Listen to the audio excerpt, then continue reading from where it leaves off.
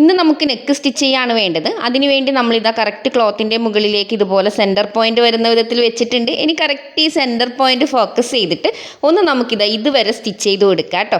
ഇങ്ങനെ സ്റ്റിച്ച് ചെയ്യാനുള്ള കാരണം ക്ലോത്തിൽ നിന്നും നമ്മുടെ ക്യാൻവാസ് മൂവ് ചെയ്യാതിരിക്കാനാണ്. കറക്റ്റ് പെർഫെക്റ്റ് ആയിട്ട് അതവിടെ നിൽക്കും കേട്ടോ.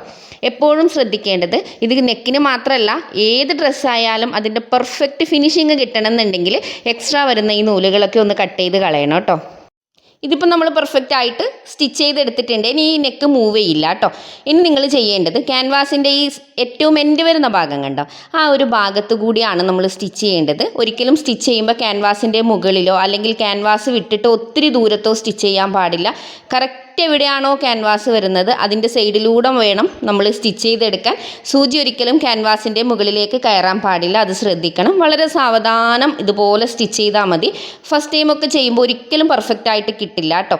നമ്മൾ ഈ സ്റ്റിച്ച് ചെയ്യുന്നതിനനുസരിച്ച് നമ്മുടെ രണ്ട് കൈയും പതുക്കെ പതുക്കെ ഒന്ന് മൂവ് ചെയ്ത് കൊടുക്കുക, എന്നാൽ മാത്രമേ കറക്റ്റ് കിട്ടുള്ളൂ കേട്ടോ.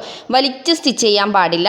ഇതുപോലെ സാവധാനം നമ്മുടെ കൈ ഒന്ന് മൂവ് ചെയ്ത് കൊടുത്താൽ മതി കേട്ടോ. ഇതുപോലെ സ്റ്റിച്ച് ചെയ്യുന്നതിനനുസരിച്ച് പതുക്കെ പതുക്കെ മൂവ് ചെയ്യുകയാണെങ്കിൽ കറക്റ്റ് ആ ഒരു ഷേപ്പിൽ വരും. ഫസ്റ്റ് ടൈമൊക്കെ ചെയ്യുകയാണെങ്കിൽ വളരെ സാവധാനം ചെയ്താൽ മതി കേട്ടോ. ഒരിക്കലും ഫസ്റ്റ് ടൈം ചെയ്യുമ്പോൾ കറക്റ്റായി കിട്ടണമെന്നില്ല. ചെയ്തുകൊണ്ടേ ഇരിക്കുമ്പോൾ മാത്രമേ പെർഫെക്റ്റ് ആയി കിട്ടുകയുള്ളൂ. ഇനി ഇതെന്താ ചെയ്യേണ്ടതെന്നൊക്കെ നമുക്ക് നെക്സ്റ്റ് വീഡിയോയിൽ ഡീറ്റെയിൽ ആയിട്ട് കാണാം.